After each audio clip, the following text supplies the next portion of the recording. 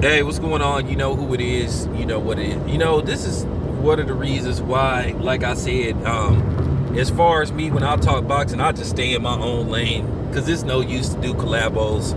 Because at the end of the day, it's set up to a certain degree to where they want you to be one-sided and they want you to just be super pro one promotional slash television series versus just trying to get the best fights made. Like I said, I'm not a promoter.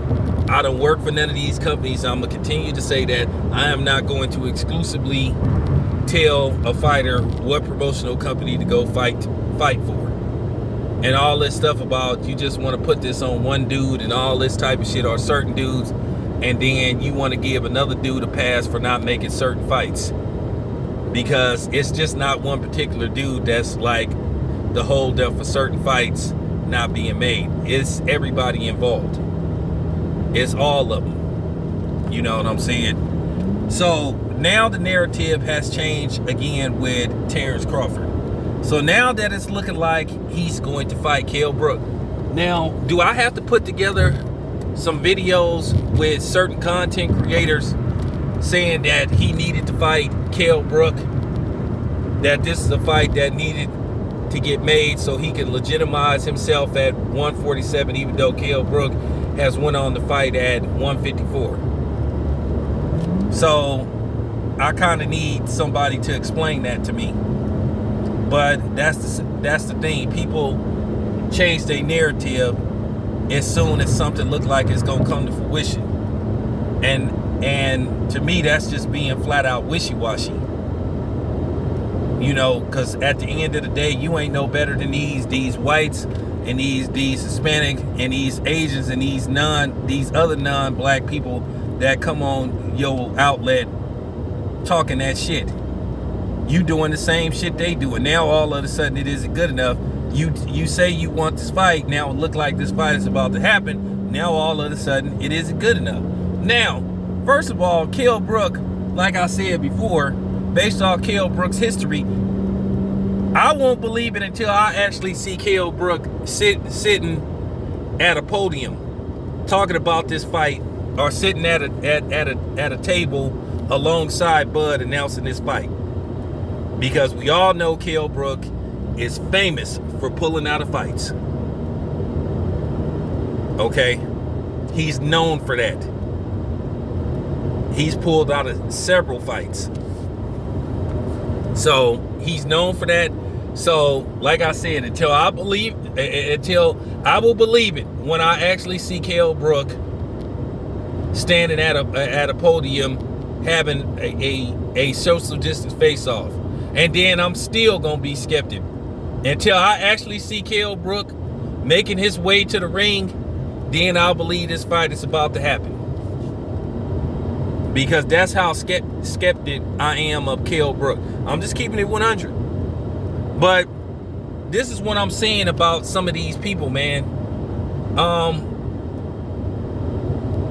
You bitch whined and moaned about him fighting Kell Brook, so now it looked like he may fight him. So now all of a sudden, oh well, this isn't good enough.